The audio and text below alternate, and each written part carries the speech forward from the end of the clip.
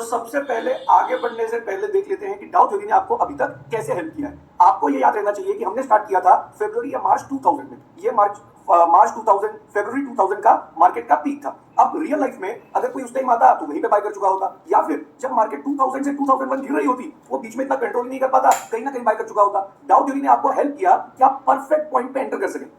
क्या आप हमेशा परफेक्ट पॉइंट पे एंटर कर पाएंगे? बिल्कुल नहीं। बट इस केस में डाउ थ्योरी ने आपको ये बोला कि आप परफेक्ट पॉइंट का वेट करो, और अगर आपने ये डाउ थ्योरी नहीं पढ़ी होती तो आप परफेक्ट पॉइंट का वेट नहीं कर पाते। क्यों नहीं करते मैं आपको समझा रहा हूं। ये था आपका 2000 का पीक। उसके बाद मार्केट इस ढंग से नीचे जा रही थी। अब आप यहां पर आते, इस जगह आते, इस जगह आते, आप बाय कर ही चुके होते, क्योंकि कुछ तो बाय करते। लेकिन यहां पर उसने क्या बताया कि कोई बात नहीं, बाय मत करो, इस टॉप के ऊपर जाएगा तो बाय करेंगे। तो ये जो फीलिंग होती है कि अगर ऊपर चले भी गया तो मैं बाय कर लूंगा, उसके वजह से आप अपने आप को कंट्रोल कर पाते हैं और वेट कर पाते हैं उस परफेक्ट पॉइंट का, जो इस केस में 2001 सितंबर का। अब अगर आप उस दिन भी बाय नहीं कर पाते तो डाउ थ्योरी ने आपको ये दिखाया कि अगर आप यहां फर्स्ट पार्टिसिपेंट बाय नहीं कर पाते तो सेकंड पार्टिसिपेंट यहां बाय कर सकते थे, उसके बाद थर्ड पार्टिसिपेंट यहां भी बाय कर सकते थे, फोर्थ पार्टिसिपेंट यहां भी बाय कर सकते थे। क्योंकि रियल लाइफ में आप जब कोर्स कर रहे होंगे तो क्या मार्केट यहां चल रही होगी? जरूरी नहीं है। अगर आप बहुत लकी नहीं है तो यहां नहीं चल रही होगी। तो आपने बीच में कैसे एंटर करना है वो भी डाउ थ्योरी ने आपको बताया। उसके बाद जब मार्केट बढ़ रही है, यहां पे 854 का लेवल था 2001 में, और हम 2007 में करीब 6000 के लेवल पे चले गए। क्या आपको लगता है आप 854 पे बाय करके 2007 तक होल्ड करते? आप होल्ड ही नहीं कर पाते। आप अपना स्केल बढ़ा ही नहीं कर पाते। आप बस 854 पे डालते, 930 पे सेल करते, आपका सीएजीआर अच्छा हो जाता। आप सबको बताते मैंने 20% कमा लिया, 30% कमा लिया। लेकिन आप अमीर नहीं बन पाते। अमीर तब बनते हैं जब आप बहुत बड़े स्केल पे कंपाउंड करना स्टार्ट करें। तो इसीलिए आपको लंबे समय तक मार्केट में रहकर वो कंपाउंडिंग का बेनिफिट उठाना है। लेकिन अगर डाउ थ्योरी नहीं होती तो आप होल्ड ही नहीं करते। अब डाउ थ्योरी से क्या होता है, जब भी आप पीक पे आते हैं तो डाउ थ्योरी आपको मन में ये बताता है कोई बात नहीं, अगर यहां से गिर भी गई ना तो रीसेंट बॉटम के नीचे जाएगा तो सेल कर देंगे। फिर जब यहां पे आते हैं तो गिर भी गई तो रीसेंट बॉटम के नीचे जाएगा तो सेल कर देंगे। आप लगातार अपना एग्जिट पॉइंट क्या करते रहते हैं, बढ़ाते रहते हैं। बट आपने अभी तक ये नोटिस किया होगा कि 2000 से लेके 2007 में जो हुआ है उसमें क्या हुआ है, बार बार अगर मार्केट गिरी है तो वो क्लियरली पी और अर्निंग नीचे आ गया है और आप यहां बाय कर सकते थे। तो ये बाय तो आप पी और ईजीआर से भी कर सकते थे। लेकिन कभी कभी ऐसा नहीं होगा। कभी कभी आप वेट करते रहेंगे परफेक्ट पॉइंट का और मार्केट रीसेंट टॉप से ऊपर निकल जाएगी। ये मूवमेंट आएगा ही नहीं जहां P and EGR both are low. तो आपको क्या समझना पड़ेगा कि जब ऐसा मौका नहीं आएगा तो भी इस पॉइंट पे आप बाय कर सकते हैं, और ये सिर्फ डाउ थ्योरी करा सकता है, वरना बाहर के बाहर ही रह जाएंगे, बेस्ट मूवमेंट का वेट करते रहेंगे और 5 साल मार्केट से बाहर रह जाएंगे। तो डाउ थ्योरी हमारी उसमें भी हेल्प करेगा, वो आगे वाले चीजों में आप देखेंगे।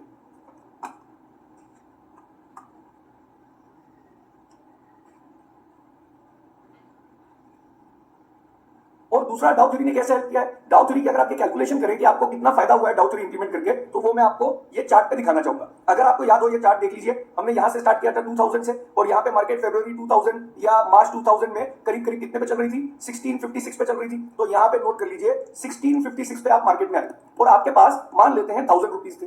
रियल लाइफ में अगर आपने 1656 पे 2000 मार्च में पैसा इन्वेस्ट कर दिया होता और आज होल्ड कर रहे होते, कब तक? हमने अभी तक 2007 तक किया, तो जनवरी या मान सकते हैं जनवरी 2008, तो जनवरी 2008 तक। तो ये चार्ट पे देख लीजिए, यहां पर हमने सेट किया है जब प्राइस रीसेंट बॉटम के कहां गया है, नीचे। तो 25 जनवरी 2008 मान लीजिए या जनवरी 2008 मार्केट कौन से लेवल पे आ गई है वो देख लीजिए, 5700 पे। मतलब अगर आपने 1000 रुपीज इन्वेस्ट कर दिए होते 1656 पे, तो जनवरी 2008 में ये 5700 हो गया होता। तो ये कितने गुना बढ़ गया होता, कैलकुलेट कर ले एक बार एक्सेल पे। 1656 और वहां से मार्केट कहां पर आ गई है, 1656 5700। अगर आपने उस दिन बाय कर लिया होता बिना डाउ थ्योरी अप्लाई करके, सोच के कि मार्केट को लंबे समय में तो ऊपर जाना है, डाउ थ्योरी इंप्लीमेंट ही नहीं करी होती, सिर्फ खरीदा होता और छोड़ दिया होता, तो आपका पैसा कितने गुना बढ़ गया होता, 5700 डिवाइडेड बाय 1656, तो ये बढ़ गया होता 3.44 टाइम्स। मतलब मैंने जो 1000 रुपीज इन्वेस्ट किए होते वो बन जाते 3442 रुपीज। तो इतने गुना आपका पैसा बढ़ गया होता। लेकिन क्योंकि आपने डाउ थ्योरी लगाई, तो पहले तो क्या हुआ,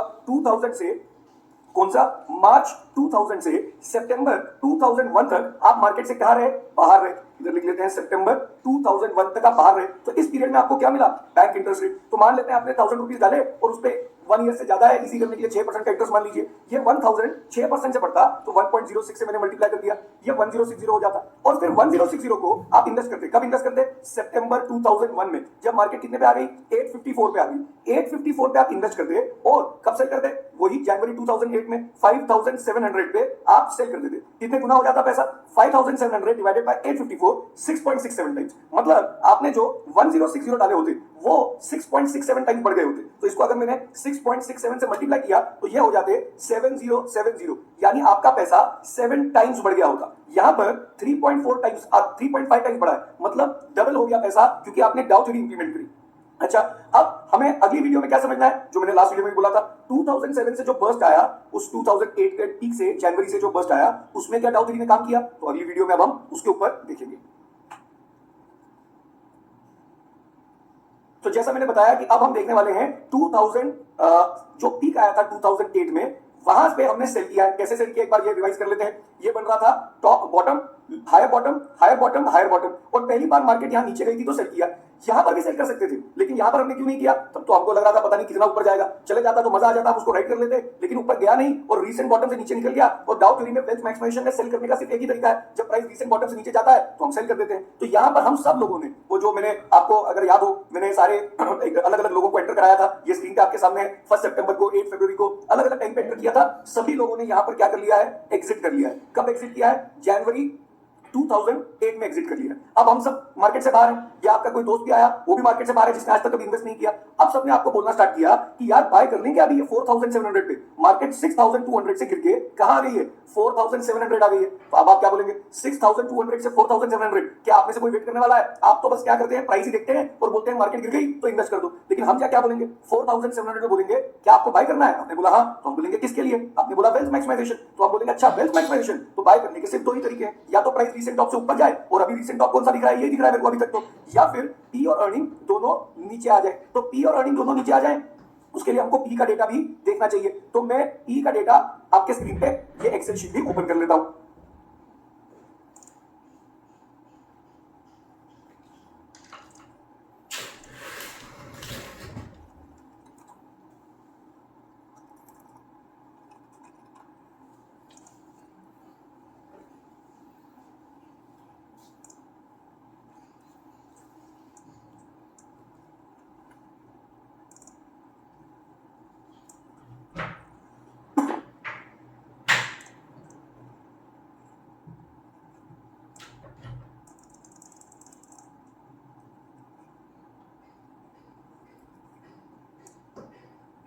तो पी किस दिन की देखनी है, हमको देखनी किस दिन की है, तो पहले हमको ये समझना है, ये वाली डेट है जहां पे आपको कोई पूछ रहा है कि बाय करना है क्या, तो ये है 7 मार्च 2008। अब 7 मार्च 2008 को अगर कोई आपको बोले कि मार्केट 4700 पे आगे बाय कर लेना चाहिए क्या, तो आपने बोला वेल्थ मैक्सिमाइजेशन के पी और पी चेक कर लो यहाँ पे, अगर पी और अर्निंग दोनों लो चल रही है तो क्या कर लेना चाहिए, बाय कर लेना चाहिए। तो 7 मार्च 2008 को एक बार क्या चेक कर लेते हैं, पी रेशियो। तो ये देखिए, ये आपका जो फ्लिप कोर्स की फाइल है वहीं से डेटा देख रहा हूं, पहला कॉलम पी रेशियो का है, और ये हमने बात करी कौन सी डेट थी हमारी, 7 March, if I am not wrong, yes 7 March. तो 7 मार्च को हमने जब पी रेशियो चेक करी तो कितनी चल रही है, 20.35। तो बताइए क्या बाय कर लेना चाहिए? आप में से कई लोग क्या करना स्टार्ट कर देंगे, कई लोग गलती करेंगे, बोलेंगे अच्छा 17.5 के नीचे होता तो लो रेंज, 17.5 से होता 22.5 तो मिड रेंज, 22.5 से ऊपर होता तो हाई रेंज। इसलिए क्योंकि मिड रेंज में है तो यहाँ पे 7 मार्च को क्या करना चाहिए, 50% बाय कर लेना चाहिए। आप गलत बोल रहे हैं। क्यों गलत बोल रहे हैं? क्योंकि हमने ये बोला है only if price goes above the recent top, check P and take decision accordingly. जब तक प्राइस रीसेंट टॉप से ऊपर गया ही नहीं तो हम बाय कैसे कर रहे हैं पी को देख के?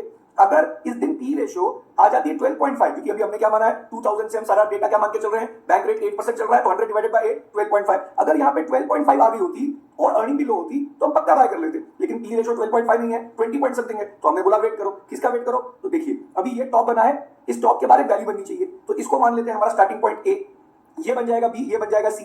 ये एक छोटी सी वैली है, बट क्या ये वैली हमारी 31 डेज है, ये आपको अब देख के समझ पड़ जाना चाहिए। ये देख लीजिए 1502, और यहां पर इसकी डेट क्या आ रही है, 0102। तो अब स्क्रीन पे याद रखिए, इतना डिस्टेंस जो है, इतना डिस्टेंस ये कितने दिन का है, 15 डेज का है। तो इससे डिस्टेंस ज्यादा होना चाहिए, डबल होना चाहिए, तो ही 31 डेज होगा। तो ये ए, ये बी और ये सी, क्या ये सिग्निफिकेंट बॉटम है? नहीं। ये ए, ये बी और ये सी, क्या ये सिग्निफिकेंट बॉटम है? नहीं। तो आगे बढ़ते जाते हैं। अब आपको मेरे को बताना है सिग्निफिकेंट बॉटम कब बना। आप में से कई लोग बोल सकते हैं ये ए, ये बी और ये सी, तो क्या ये सिग्निफिकेंट बॉटम है? यहां पे देख लेते हैं डेट, 28 मार्च 2008, 28 मार्च, और इसकी डेट भी नोट कर लीजिए 29। तो ये भी 31 डेज नहीं है, अभी इग्नोर कर दिया। लेकिन अब क्या हुआ है, ये ए, ये बी और ये सी। अब मैं C to C dash line draw करता हूं, तो इस लाइन के नीचे जो क्या बना हुआ है हमारा, इस लाइन के नीचे जो वैली बनी हुई है ये रही, इस लाइन के नीचे जिसका लोएस्ट पॉइंट ये है, क्या वो 31 डेज है? डेफिनेटली है। क्या वो 4% की डेप्थ है? तो देख लीजिए, इसका क्लोजिंग प्राइस आ रहा है 5111.7, और इसका क्लोजिंग प्राइस कितना आ रहा है, 4573। तो 5100 से 4500, ये तो 10% का मूवमेंट है, तो हमने बोला ये क्लियरली हमारा क्या बन गया है, सिग्निफिकेंट बॉटम। ये सिग्निफिकेंट बॉटम बन गया, लेकिन अभी भी हम सब लोग जो मार्केट से बाहर हो गए हैं वो एंटर नहीं कर रहे हैं। क्यों? क्योंकि इस दिन पी रेशियो ना 12.5 पे आई है, ना प्राइस अभी रीसेंट टॉप से ऊपर गया।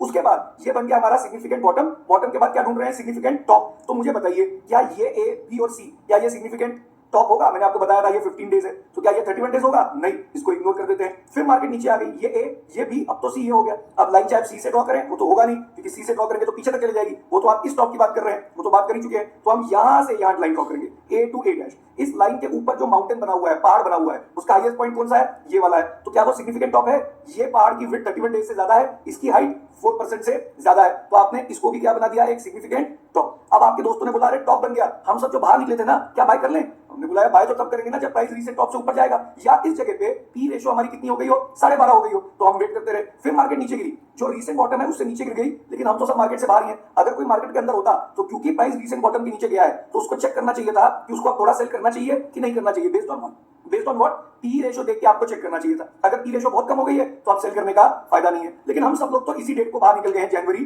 2008। अच्छा, अब ये टॉप बन गया, टॉप के बाद क्या ढूंढ रहे हैं, वैल्यू। क्या सिग्निफिकेंट वैल्यू बन गई? अब तो मुझे बोलने की जरूरत नहीं है, मैं सिर्फ मार्क लगा रहा हूं और बोल रहा हूं ये है सिग्निफिकेंट वैल्यू। ये ए, ये बी और ये सी टू सी डैश क्लियरली एक वैल्यू बन गई है। उसके बाद क्या सिग्निफिकेंट टॉप बन गया? हमने बोला ये रहा सिग्निफिकेंट टॉप, देख के समझ पड़ जाना चाहिए ये हमारा टॉप है। लेकिन हम बाय अभी भी नहीं कर रहे हैं। क्यों बाय नहीं कर रहे हैं? क्योंकि प्राइस कभी भी रीसेंट टॉप के ऊपर नहीं गया है। तो आपको वापस डाउ थ्योरी को अप्रिशिएट करना चाहिए। क्या अप्रिशिएट करना चाहिए? उसने यहां पर आपको एग्जिट कराया और उसके बाद मार्केट कौन से ट्रेंड में आ गई है, डाउन ट्रेंड, टॉप लो टॉप लो टॉप। और क्योंकि लो टॉप बनते जा रहा है तो हम बाय नहीं कर रहे, हम वेट करते जा रहे हैं कि पी रेशियो नीचे आ जाए तो बाय कर लेंगे, नहीं तो रीसेंट टॉप से ऊपर जाए तो बाय कर लेंगे। अब गिरते गिरते मार्केट आ गई है 24 अक्टूबर 2008। एक बार चेक कर लेते हैं इतनी गिर गई है तो पी रेशियो कम आ गई है क्या? तो यहां पे देखिए, लास्ट आपने कब चेक किया था, मार्च 2008। हर दिन चेक कर रहा हूं, देखते रहिए। मई अभी भी 12.5 नहीं आई, जुलाई, अगस्त, सितंबर, अक्टूबर आ गया है 12.66। अब आप 12.66 पे कर लें, 13.18 पे कर लें, 13.15 पे कर लें, या उसके अगले दिन 24 अक्टूबर 2008 10.99।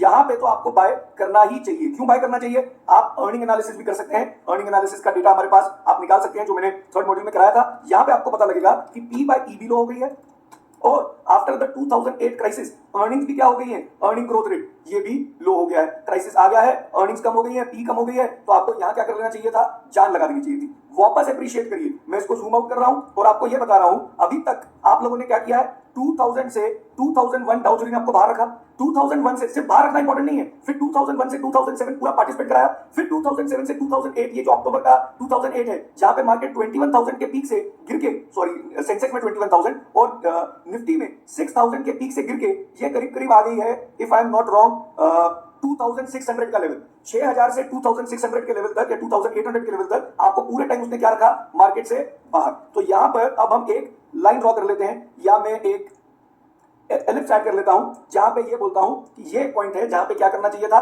जान लगा देनी चाहिए थी। अभी ये बॉटम डिक्लेयर नहीं हुआ है। क्यों डिक्लेयर नहीं हुआ है? क्योंकि बॉटम के लिए तो क्या होनी चाहिए, वैली। वैली तो बनी हुई है, ये ए बी सी, लेकिन इस वैली की जो विड्थ है वो 31 डेज से क्या है, कम है। इसलिए मैंने अभी इसको क्या कर दिया है, अभी तक मैंने वैली डिक्लेयर नहीं किया, बट मैंने बोला है वैली बने ना बने इस दिन बाय कर लेना चाहिए, क्योंकि पी और अर्निंग कम हो गई है। अब यहां पर बाय करने की हिम्मत ना के बराबर लोगों की होगी। किसी को, आप में से लोगों को, कुछ लोग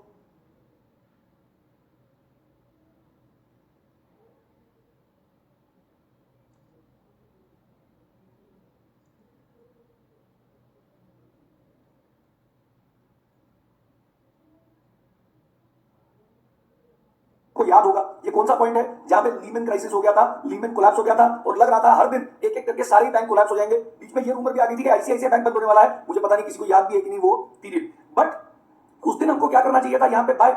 लेकिन अगर उस दिन बाय करने की हिम्मत नहीं हुई तो आपको बीच में तो एंटर करना है। कैसे एंटर करेंगे एक बार देखते हैं। तो ये देखिए, अब आप वापस मार्केट आगे बढ़ते गई, ये बना ए, ये बना बी, ये बना सी, सी टू सी डैश अगर आप लाइन ड्रॉ करेंगे तो इसकी डेट आ रही है 1710 और इसकी डेट आ रही है 711। तो ये अभी हमारा 1710 से 711 31 डेज नहीं हुए। तो आगे बढ़ते हैं। अब बताइए, ये ए, ये बी और ये सी, सी टू सी डैश अगर मैं लाइन ड्रॉ करूं तो क्लियर है कि ये क्या हो गया है, 31 डेज है। और आपको ये भी दिख रहा होगा, अगर ये 3000 का लेवल चल रहा है तो ये लेवल चल रहा था, कितने लेवल चल रहा है, 2500 2600 का लेवल चल रहा है। तो हमने बोला ये तो क्लियरली 10% है। तो अब इसको हमने क्या डिक्लेयर कर दिया, इसको हमने बॉटम भी डिक्लेयर कर दिया। ये हमारा क्या बन गया, एक सिग्निफिकेंट बॉटम। ऐड करना चाहे तो कर लीजिए, लेकिन बाय जिसने करना था वो तो यहां कर लिया। इस बॉटम के बाद हम क्या ढूंढ रहे हैं कि क्या टॉप बन गया कि नहीं बन गया। तो कैसे चेक करेंगे, ये बना ए, ये बना बी, ये बना सी, सी टू सी डैश, शायद ये 31 डेज तो है बट शायद हाइट हो या ना हो, तो एक बार चेक कर लेते हैं। इसकी डेट है 21 नवंबर, 21 नवंबर, और यहां से यहां इसकी डेट है 24/10, तो 24/10 से 21 नवंबर, ये नहीं हुआ, 31 डेज नहीं हुआ। आगे बढ़ते हैं, अब आगे बढ़ते बढ़ते ये बन गया ए बॉटम, बी ये नहीं है, हाईएस्ट पॉइंट ये हो गया है, सी ये हो गया। अगर आप C to C dash line draw करें, C to C dash line draw करें, चाहे यहां पर भी रुक जाए, तो क्या वो 31 डेज है? क्या उसकी हाइट 4% है? डेफिनेटली है। इसका क्लोजिंग प्राइस पड़ी है 2678 और इसका क्लोजिंग प्राइस पड़ी है 3000, ये तो 8-9% की बात चल रही है। तो इसको हमने क्या बना दिया, एक सिग्निफिकेंट टॉप। अब क्योंकि ये सिग्निफिकेंट टॉप है तो जो भी लोग मार्केट से बाहर रह गए उनकी जान में जान आनी चाहिए। समझाइए मैं ऐसा क्यों बोल रहा हूं जान में जान आनी चाहिए, क्योंकि जिनको बाय करना था यहां पर उन्होंने तो कर लिया, जिन्होंने नहीं किया वो आप बोलेंगे कोई बात नहीं, इस टॉप के ऊपर जाएगा तो हम क्या कर लेंगे, बाय कर लेंगे। तो आगे बढ़ते हैं, ये टॉप बन गया, टॉप के बाद क्या बनेगी, वैली। क्या वैली बन गई? अब यहां पे आपको कंफ्यूजन हो सकता है, तो देखिए ये है ए बी सी, इसको तो इग्नोर कर दिया मैंने, ये है ए, ये है बी, ये है सी। सी की डेट क्या आ रही है, 13 फरवरी। 13 फरवरी से अगर मैं पीछे जाऊं यहां तक, ये क्या आ रही है, 2 जनवरी। 2 जनवरी से 13 फरवरी 31 डेज है। अब चेक कर लीजिए क्या इसकी डेप्थ है, तो ये हाईएस्ट पॉइंट है, इसका क्लोजिंग प्राइस क्या है, 2948।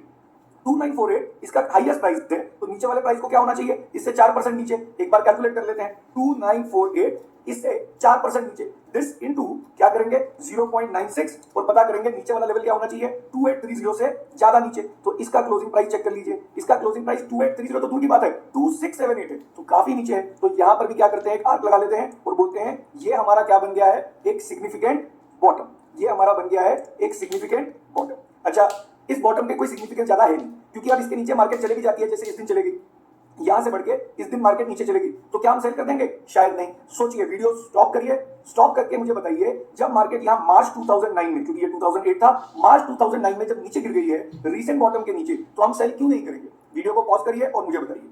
तो मेरे ख्याल से आपने सोचा होगा इस जगह पे हमको क्या चेक करनी चाहिए, पी रेशो। डेट क्या है, 6 मार्च 2009, तो 6 मार्च 2009 को एक बार पी रेशो चेक कर लीजिए। तो ये देखिए 6 मार्च 2009 को पी रेशो क्या चल रही है, 12.44। अर्निंग्स क्या चल रही थी, रिसेशन के बाद, ये लीमन क्राइसिस के बाद, यूएस हाउसिंग क्राइसिस के बाद अर्निंग्स बहुत लो चल रही थी। तो इनफैक्ट सेल करना तो दूर की बात है, क्योंकि 12.5 के नीचे चल रही थी। तो मेरे जैसे लोग तो ये बोलेंगे अगर आपने वहां नहीं बाय किया तो इस पॉइंट पे तो आप क्या कर सकते हैं, बाय कर सकते हैं। तो अभी तक देखिए कितने पॉइंट बता दिए क्राइसिस के बाद, यहां बाय कर सकते हैं, यहां हिम्मत नहीं हुई तो कोई बात नहीं, यहां बाय कर सकते हैं, और अगर वो भी हिम्मत नहीं हुई तो कोई बात नहीं, रीसेंट टॉप के ऊपर जब जाएगा तो बाय कर लेंगे। अभी तक तो ये रीसेंट टॉप दिख रहा है, लेकिन अगर आप ये देखें, ये एक बॉटम है, तो ये बन जाएगा ए, ये बन जाएगा बी, ये बन जाएगा सी। अब line C to C dash draw करें या A to A dash draw करें, तो लाइन आपको ड्रॉ करनी पड़ेगी ए टू ए डैश। क्या ये 31 डेज है, डेफिनेटली लग रहा है। क्या इसकी हाइट है, मैंने अभी आपको इसकी जब करके दिखाई तो ये भी आपको दिख रही होगी कि 4% है, मतलब ये भी एक सिग्निफिकेंट क्या बन गया है, टॉप। और इसका फायदा क्या है, जितने भी लोग मार्केट से बाहर हैं, जितने भी लोग मार्केट से बाहर हैं, या तो वो यहां बाय कर सकते थे या वो यहां बाय कर सकते थे, या अब प्राइस जब इसके ऊपर जाएगा तो भी बाय कर सकते हैं। अब आगे देखते हैं मार्केट कहां गई। आपने नोटिस किया प्राइस रीसेंट टॉप से कहां चले गया है, ऊपर। तो यहां पर एक लाइन लगा देते हैं, और ये लाइन बहुत सिग्निफिकेंट लाइन है, कुछ ज्यादा ही सिग्निफिकेंट लाइन है। क्यों बोल रहा हूं ज्यादा ही सिग्निफिकेंट लाइन है, तो जूम आउट करके आपको समझ पड़ना चाहिए।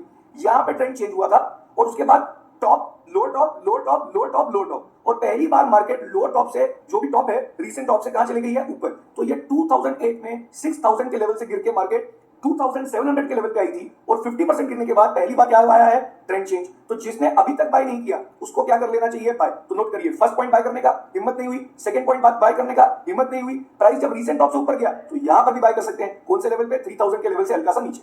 अब ये बॉटम भी डिक्लेयर हो गया है। मैं अज्यूम कर रहा हूं आपको नेकेड आई से समझ पड़ जाना चाहिए कि ये जो एलिप्स जहां बना था ये बॉटम भी डिक्लेयर हो सकता है, क्योंकि ये ए, बी और सी। उसके बाद मार्केट बढ़ते गई। अब मैंने आपको क्या बताया, पूरी रैली हमने राइड करी, फिर बर्स्ट हम मार रहे हैं, अब वापस एंटर कर रहे हैं। तो क्या ये पूरे टाइम हमको एंटर कराएगा, क्या ये हमको बेसिकली पूरा बूम राइड कराएगा, देख लेते हैं। इस वैली के बाद अब हम क्या ढूंढ रहे हैं, सिग्निफिकेंट टॉप। मार्केट बढ़ते जा रही है, टॉप अभी आया नहीं, तो क्या सेल कर दूं। लोगों ने आपको बोला जो 2500 पे बाय किया था ना, या 2600 पे, वो 4200 हो गया, तो सेल कर दो, क्योंकि डबल होने वाला है पैसा। हमने बोला उससे कोई फर्क ही नहीं पड़ता। वेल्थ मैक्सिमाइजेशन में सेल करने का सिर्फ एक ही तरीका है, जब प्राइस रीसेंट बॉटम के नीचे जाएगा। तो अभी तो कोई बॉटम तो यही है, रीसेंट बॉटम।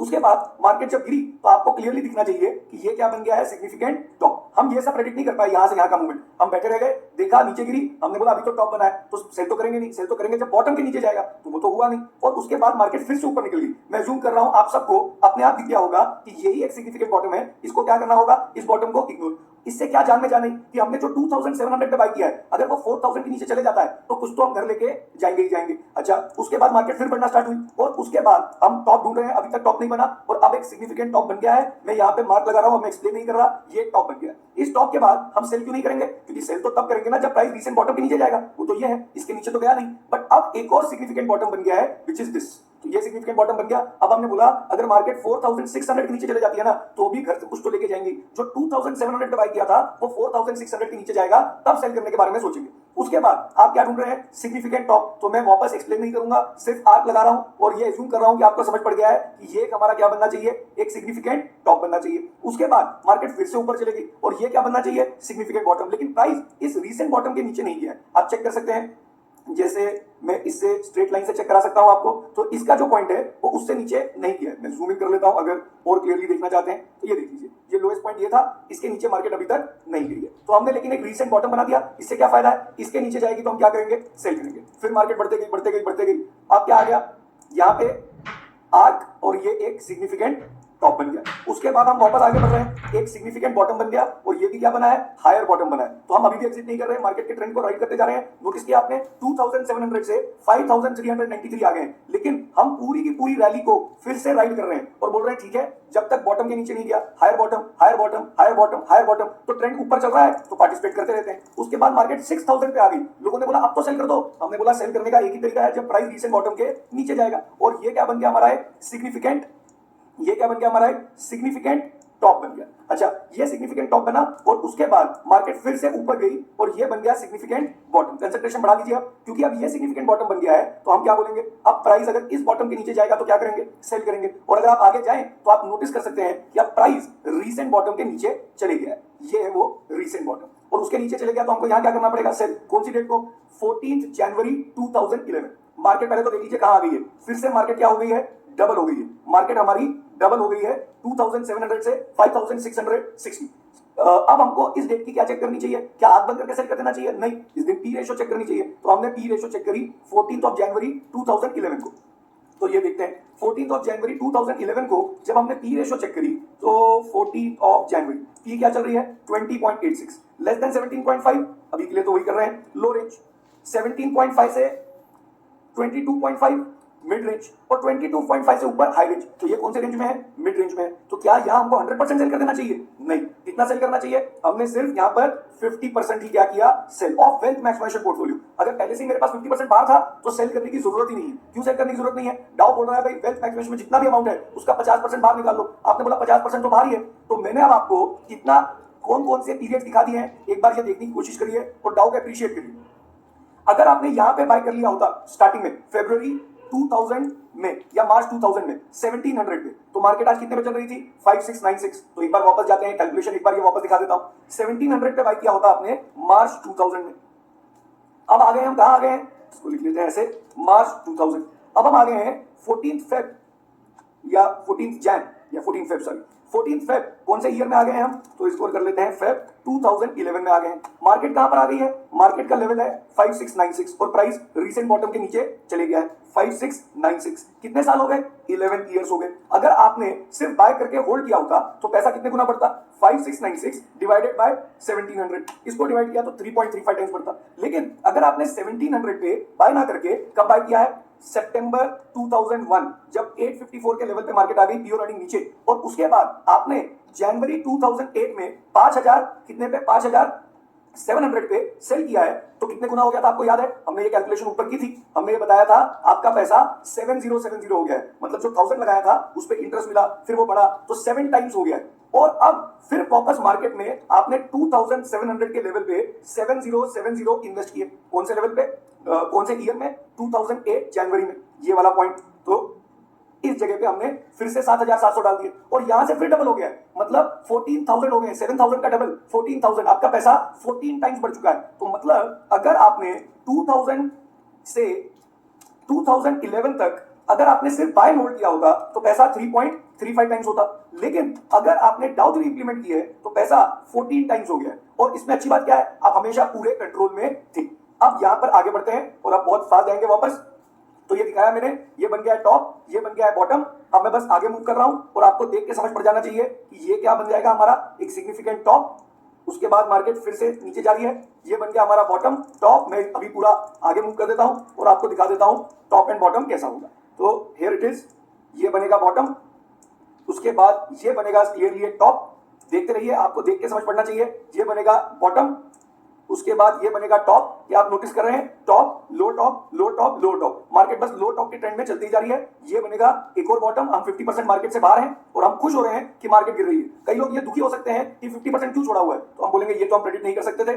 ये या तो ये बनेगा टॉप, या ये तो क्लियरली है टॉप बन चुका है। उसके बाद मार्केट ऊपर गई, ये बन गया हमारा सिग्निफिकेंट बॉटम, और प्राइस रीसेंट टॉप से कहां चले गई है, ऊपर। अब यहां पर अगर पी और अर्निंग नीचे हो तो यहीं पे बाय कर सकते हैं, नहीं किया तो जब प्राइस रीसेंट टॉप से ऊपर गया तो पी चेक करके आप क्या कर सकते हैं, बाय कर सकते हैं। उसके बाद मार्केट बढ़ते गई, हर बार ये टॉप एंड बॉटम बनते ही रहे। तो अब मैं अज्यूम कर रहा हूं कि आपको टॉप एंड बॉटम एटलीस्ट ये जो सॉफ्टवेयर है वहां पर समझ पड़ गए हैं, लेकिन आपको किस पे इंप्लीमेंट करने हैं रियल लाइफ में, आपको तो charting.com पे इंप्लीमेंट करना है। तो अगली वीडियो में मैं क्या करूंगा, मैं आपको बताऊंगा कि आप charting.com पे यही चीज अब कैसे इंप्लीमेंट करना स्टार्ट करेंगे, क्योंकि आप उसी पे करने वाले हैं, आप इस सॉफ्टवेयर पे नहीं करेंगे।